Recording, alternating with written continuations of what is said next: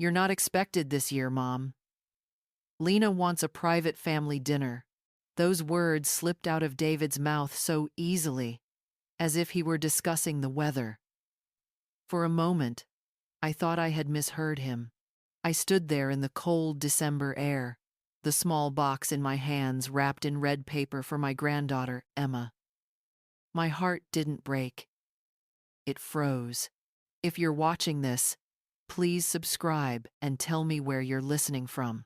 I want to know how far my story of betrayal and rebirth can travel. I managed a faint smile, the kind mothers use when they don't want their children to see the wound. I nodded once, said, "Understood," and walked back toward my car. The snow crunched beneath my shoes, steady, deliberate. When I looked in the rearview mirror, I saw the house I had bought for them, glowing with thousands of lights I had paid for. But there wasn't a single light left for me. 5 years earlier, when David and Lena couldn't afford a down payment, I had emptied the savings account that my late husband and I built for retirement. $30,000 gone in one day.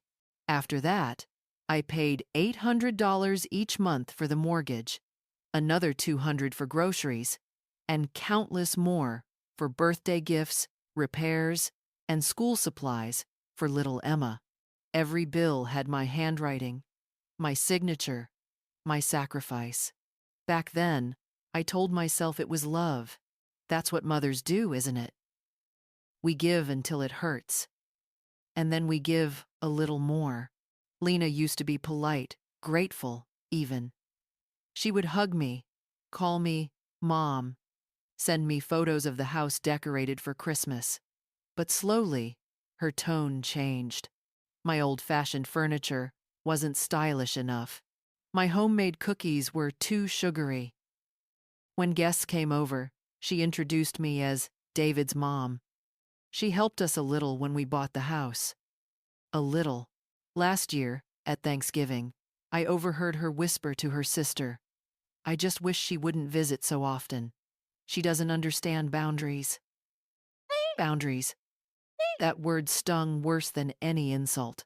Now, as I sat in my car holding Emma's gift, I realized something cold but clear. Love without respect isn't love. It's dependence. I drove home through falling snow, the world outside blurred by white silence. My small house felt even smaller that night, but at least it was mine. I placed the wrapped gift on the dining table, next to the stack of mortgage receipts neatly arranged in folders. For a long moment, I stared at them, the proof of every time I had chosen them over myself. Then, I picked up the phone and called the bank. My voice didn't tremble when I spoke. "I'd like to cancel the automatic payment for the Carter mortgage," I said. The clerk asked, "Are you sure, ma'am?" "Yes," I replied. "I'm very sure. There were circumstances it is known." When I hung up, I felt the weight of years lift from my chest. Outside, the wind howled against the window, but for the first time in years, I wasn't afraid of the cold. I was part of it now. And this winter, the storm wasn't around me. It was within me. 5 years before that cold Christmas, the house had been my pride. I still remember the day I stood beside David at the real estate office, signing papers with shaking hands. He was nervous, talking about interest rates and future plans. But I only saw the little boy who once built blanket forts in my living room. I told him, "You'll have a roof over your head no matter what." He smiled then, the way he used to when he was 5. That smile alone felt worth every dollar. When the bank approved the loan, David couldn't afford the down payment. I said I'd cover it $30,000 from the life insurance his father left me. "It's not a gift," I told him. "It's a bridge." He promised to pay me back someday. But mothers don't really expect repayment. we expect gratitude, respect, a seat at the table we helped build. In the beginning, everything seemed fine. Lena called often, asking for advice on recipes and curtains. She wanted me to help decorate Emma's room, and I painted the walls soft yellow while she took selfies for social media. She tagged the photo. Our first home we did it. No mention of me, but I brushed it off. After all, family isn't about credit. It's about love. The first crack appeared that summer. I came by one afternoon with groceries, and Lena opened the door, surprised. "Oh, we weren't expecting company." She said it politely. But her eyes told another story. I wasn't welcome unless invited. David stood behind her, silent, eyes down. I laughed awkwardly, saying I'd just drop off the groceries. She didn't invite me in. I drove home with tears I didn't allow to fall. It was easier to believe they were just busy, that young families needed space. But small distances become canyons when pride grows between generations. Each month, I kept paying the mortgage, convincing myself things would get better. I told my sister, "They're just figuring life out." She said softly, "Maybe they're figuring out how to live without you, Getty." And Turnus, the day Lena told me not to pick up Emma from school anymore, it confuses her schedule. I realized something painful. The house I built wasn't mine to enter anymore. I had bought my way into their world, but they had quietly changed the locks. Still, every night I lit a small lamp by the window, hoping they'd drive by and see it a signal that home was still waiting. But the road outside stayed empty, and so did my hope. Until that Christmas, when David finally said the words I had known were coming all along. The morning after Christmas, the house was silent, except for the ticking of the clock on the kitchen wall. I sat at my old oak table with a cup of black coffee and a stack of receipts. Each slip of paper felt like a scar proof of every time I chose their comfort over my peace. Mortgage payments, utility bills, grocery lists, gift cards. The numbers blurred together until I forced myself to total them. Down payment, $30,000. Monthly payments, 48 months at $800. Home repairs and furniture, $17,000. Vacations, gifts, emergencies, easily another 10. $127,000.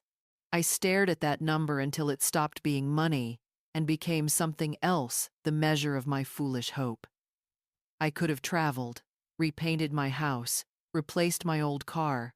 Instead, I poured it all into a dream of family togetherness that never existed. I opened the drawer where I kept Emma's school drawings. Crayon hearts, shaky stick figures labeled Grandma. I had saved every one of them, even the smudged ones. I realized I hadn't seen her in months. Lena had started making excuses. "She's got piano," or "She's tired tonight." Eventually, the calls stopped altogether. I looked around my living room. The same lamp, the same curtains, the same chair where my husband once read the newspaper. Everything I owned was simple, modest, almost unchanged for decades, except my heart, which now felt stripped bare. The phone rang. David's name appeared on the screen. For a second, instinct told me to answer, but I let it ring. Then it rang again, and again. Finally, I picked up. "Mom," he said quickly. "The bank called. They said the payment didn't go through." "I know," I answered. "What do you mean you know?" "I canceled it. I canceled it." There was a pause, a long, disbelieving silence. "You can't just—" "I can," I interrupted softly. And I did. Lena's voice rose in the background, sharp as glass. She's lost it, David. She's acting unstable. Unstable. I almost laughed. No, sweetheart, I said, my voice calm. This isn't instability. It's clarity. I hung up before they could reply. My hands were steady, not trembling the way they used to after every argument. For years, I had mistaken fear for love and silence for peace. But that morning, as sunlight touched the frost on my window, I realized something simple and powerful. Sometimes you don't lose your family. You release them. And in that release, you finally find yourself. 2 days later, the phone rang again. I recognized Lena's number before it lit up the screen. For a brief second, I thought about ignoring it. But curiosity, or maybe closure, made me answer. Evelyn, she said, her voice coated in honey but trembling underneath. The bank said the mortgage hasn't gone through. There must have been a mistake. No mistake, I replied quietly. A long silence followed. I could almost hear her processing the words, her polite tone dissolving into panic. Well, we just assumed you'd keep helping until David's promotion. We're counting on that money. You assumed wrong, I said. Evelyn, please. She sighed, switching to her practiced tone of patience. You know David's under a lot of stress. You can't just stop like this, it's cruel. Cruel? I repeated slowly. Cruel is excluding your husband's mother from Christmas dinner in the house she paid for. Her voice sharpened. You're overreacting. It was a misunderstanding. I took a deep breath. No, Lena. It was clarity. I finally understood my place. You said you wanted space. Now you have it. There. Before she could answer, David came on the line. Mom, please, this isn't you. You're being emotional. Let's talk about this calmly. I almost smiled. Emotional. The word every man uses when a woman finally stands her ground. I'm calm, David. Calmer than I've been in years. I'm just making choices that make sense. He sighed heavily. Do you even realize what you're doing? You're putting us in a terrible position. I'm not putting you anywhere, I said. I just stopped carrying you. They were helps of the prived. He started to speak again, but I ended the call. The quiet afterward was so deep it almost hummed. I walked to the window. Across the street, my neighbor was hanging a new wreath on her door, her grandchildren laughing around her. For a moment, jealousy pricked my heart, then faded into something steadier resolve. That evening, I opened a folder labeled House Documents. I had kept every receipt, every transfer slip, every proof of ownership. I stacked them neatly on the table, then placed one of Emma's drawings on top, a crayon picture of a house under the sun, with 3 smiling figures. I traced the word Grandma written in uneven letters. They erased me. I whispered to the empty room. But I'm still here. And from that night on, I wasn't waiting for apologies anymore. I was preparing for justice. Word travels fast in small towns, especially when whispered by people with manicured nails and guilty hearts. Within a week, I heard from my church friend Martha that Lena had been telling everyone I was having memory issues. Another neighbor mentioned that David had said I'd been confused lately and needed rest. Confused. The same son who once called me the sharpest woman he knew was now using pity as a weapon. I didn't confront them. I didn't scream or defend myself. Instead, I started collecting evidence.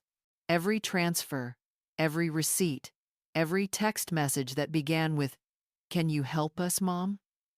I organized them into folders labeled by year. The stack grew thick, heavy as the years of silence I had swallowed.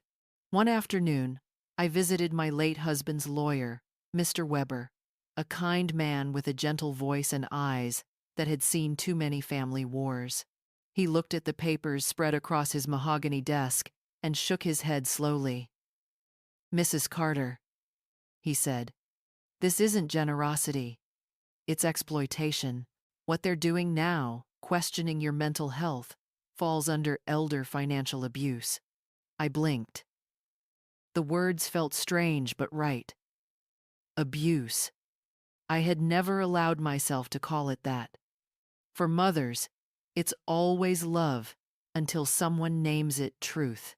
Mr. Weber leaned forward. "You've done nothing wrong. From this point on, keep every document, every voicemail, every attempt to manipulate you. If they come to your house uninvited, call me first.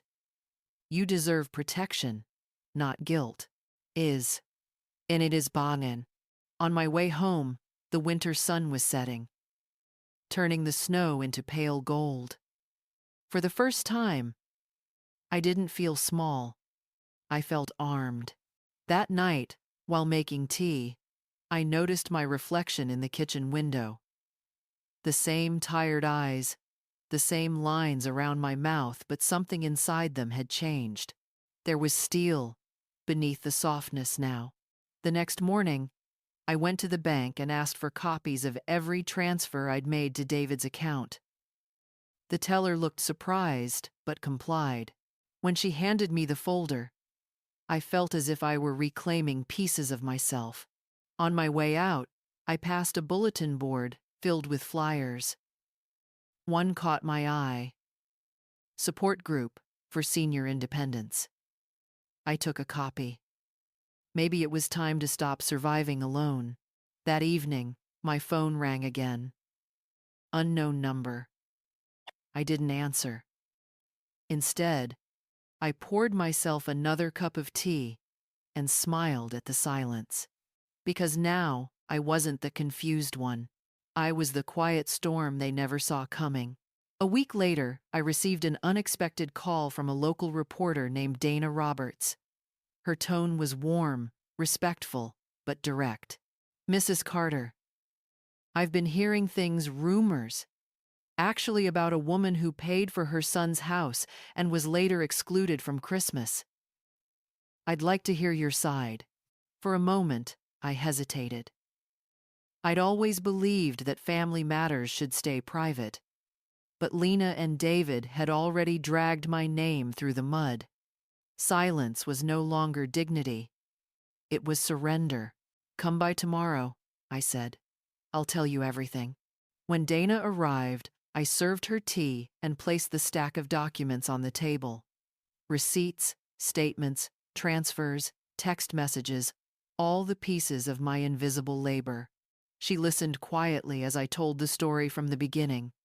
The down payment, the monthly payments, the rejection, the whispering campaign. When I finished, she looked at me with a mixture of sorrow and admiration. "You're stronger than you realize, Mrs. Carter," she said softly. 2 days later, the article appeared online. "The Forgotten Contributor: A Mother's Silent Christmas." The photo showed my wrinkled hands resting on the mortgage documents, the light from the window glinting off my wedding ring. I didn't expect what happened next. The story spread across town like wildfire. Strangers stopped me at the grocery store, pressing my hand and saying, "You did the right thing." The women from church brought pies and stories of their own heartbreaks, sons who borrowed and never repaid, daughters who only called when bills were due. My shame began to dissolve into something I hadn't felt in years: validation. Meanwhile, Lena's perfect image began to crumble. Her co-workers whispered. Her friends asked uncomfortable questions. Someone even posted the article on her social media with the caption, "Ungrateful much?" David came by one evening, unannounced, his face pale and drawn. He stood on my porch like a lost child. "Mom," he said quietly. Why would you tell the whole world our business? I looked at him through the screen door. Because you left me no place in your house, David. The truth needed a home. He opened his mouth, but no words came out.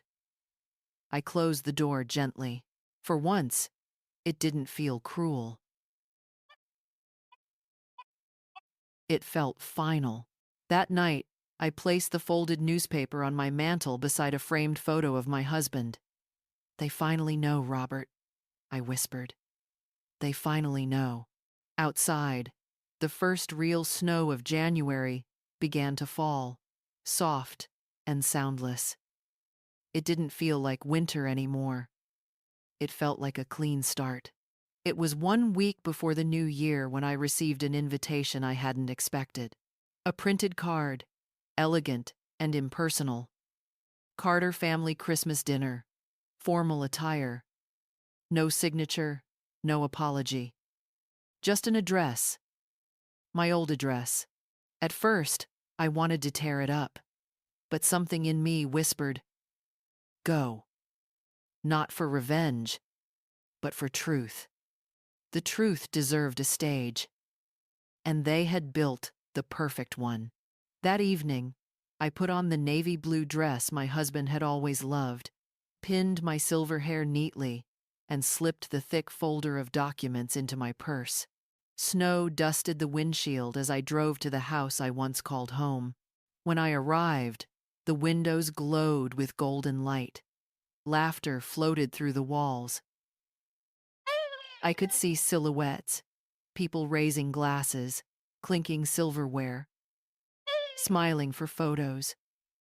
Family, my family, minus me. I rang the bell. The laughter faltered. Lena opened the door, her face tightening when she saw me. Evelyn, we weren't expecting. I know, I interrupted gently, stepping inside. But I thought I'd bring something you left unfinished.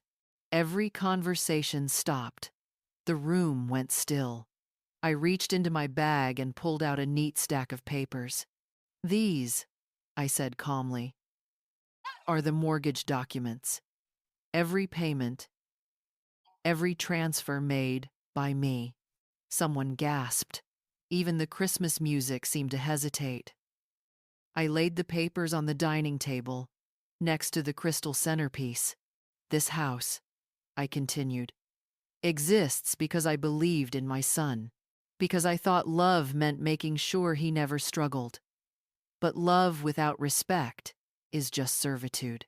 Lena's face flushed red. You're making a scene, Evelyn. No, I said, meeting her gaze. I'm making a record. David stood up, his voice breaking. Mom, please. Not in front of everyone. In front of everyone is exactly where the truth belongs, I said quietly. You erased me from this house. Tonight, I'm writing my name back on its walls. No one spoke. The silence stretched long enough for me to see the shame bloom across his face. I gathered my papers, slid them back into my purse, and turned toward the door. As I stepped outside, snow began to fall again, soft, endless, forgiving. Behind me, I heard the muffled sound of Lena's voice rising, sharp with panic, and David's answering silence. I didn't look back, because some doors don't need to be slammed to be closed. They just need to be walked away from. 3 weeks passed after that dinner. I didn't hear from David or Lena, not a word. The silence was louder than any argument we'd ever had. Then, one cold Thursday morning, an envelope arrived in my mailbox. Notice of foreclosure. Their house. The house I had built with my savings, my pension, my faith. I sat at the kitchen table, reading every line slowly. The debt was 6 months behind. They had stopped paying long before I ever canceled the transfers. The truth hit me like a slow ache. I hadn't ruined them. I had just stopped saving them from their own choices. That afternoon, I went into town for groceries. At the bakery, two women were whispering near the counter. When they saw me, one of them cleared her throat awkwardly and said, "Mrs. Carter, I read the article. You're brave." Her friend nodded. About time someone stood up to their own blood. For years, I had been invisible, just David's mother, the quiet widow. Now, people looked at me and saw something different. A woman who had finally stopped bowing. That evening, as snow thickened outside, I got a text from David. "Mom, can we talk?" I didn't answer. Not that night. I made myself a cup of cocoa and listened to the hum of the heater, the sound of a house that was truly mine. 2 days later, he came anyway. He looked older, thinner, the kind of tired that seeps into the soul. "Lena's gone," he said quietly. "She went back to Boston with her parents. She said she can't handle the humiliation." I nodded. "And the house?" His voice cracked. "We're losing it. I don't have the money to save it." For a long moment, I said nothing. I looked at my son, not the boy I'd raised, but the man he'd become. "Maybe it's time you learn what starting over feels like," I said softly. He stared at me, eyes wet. "You're really not going to help?" "No," I said gently, "because helping you has meant hurting myself." He sank into the chair across from me, face in his hands. "I'm sorry, Mom," he whispered. "I finally see it now. What I became. What I did to you." I didn't rush to comfort him. Some lessons only sink in through silence. When he left, I watched his car disappear into the snow, swallowed by the same white emptiness I'd once feared. But it didn't scare me anymore, because sometimes, when a house collapses, it's not destruction.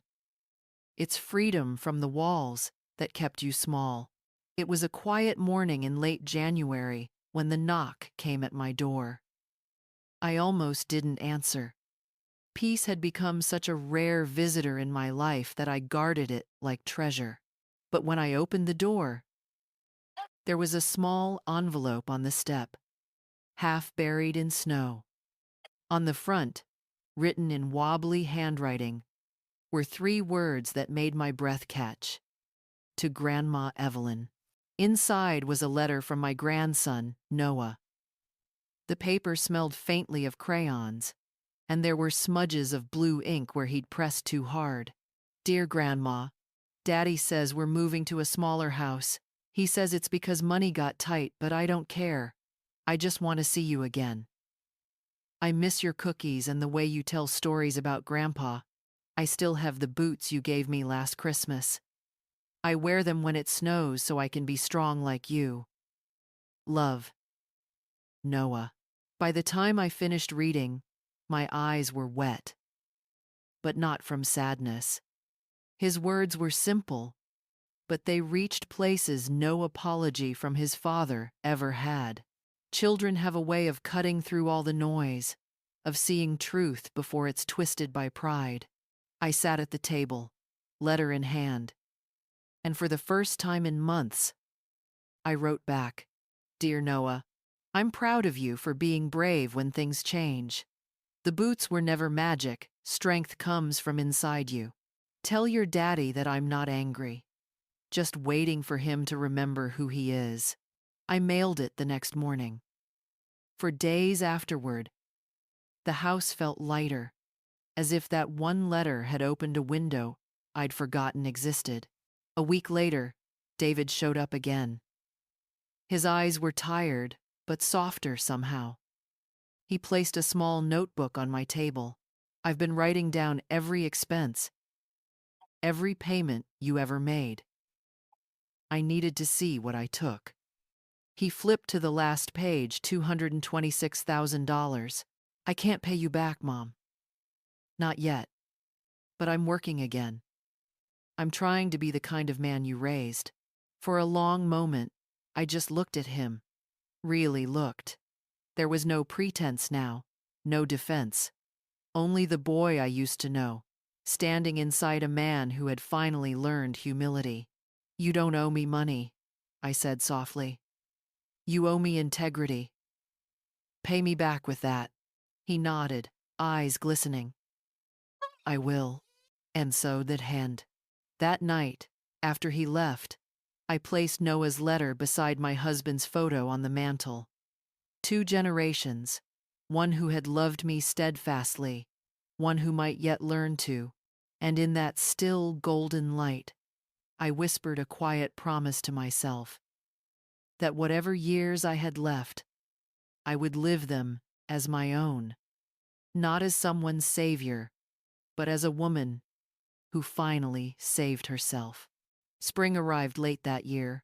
The snow melted slow, revealing brown earth and tiny shoots of green that dared to rise again. I found myself spending more time in the garden, the same patch my husband and I had planted decades ago. The soil was old, like me, but it still had life left to give. One afternoon, Noah came to visit. He was taller now, his hair longer, eyes bright with that same fire his grandfather once had. Dad got a new job, he said proudly. He's working hard, Grandma. He says we'll be okay. Juanes, I'm glad, I said.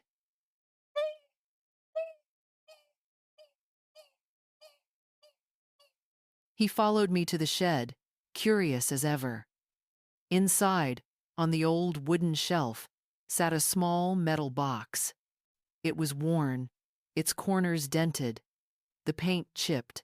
I had been filling it for months, a compass, my husband's old dog tags, a letter in my handwriting, and Noah's first drawing of us together. I picked it up, wiped the dust away, and handed it to him. What's this? He asked, eyes wide. A gift, I said. But not for now. For when you're grown, reeking. He turned it over carefully, like it might break. What's inside? Stories. I smiled. Proof that our family's strength wasn't built on money or houses, but on endurance. On getting back up when life tries to bend you. We sat on the porch after that, watching the light stretch across the yard. The old oak tree was budding again. Life keeps returning, even after winter tries to convince you it won't. Grandma, Noah said softly. Dad talks about you a lot now. He says he wants to make you proud. I took a deep breath, the kind that fills your chest with something warm. He already has, I said, because he finally remembered what matters. That evening, when Noah left, I stood by the window and watched his small figure walk down the path, the same path his father had once stormed away from. But this time, there was no bitterness, only peace. I turned back toward the mantel, where 3 photos sat side by side. My husband in his uniform, David holding baby Noah, and Noah himself. 3 generations bound not by perfection, but by resilience. I lit a candle and whispered, "We made it, Robert." It took losing everything to find what couldn't be bought. The flame flickered, casting soft light across the room. I knew then that my story, the pain, the silence, the strength, wasn't ending. It was being passed on, carried in the steady hands of a boy who knew how to stand tall in his grandfather's boots. And as the night settled around me, I smiled, feeling no emptiness, only the quiet fullness of a woman who had finally come home to herself.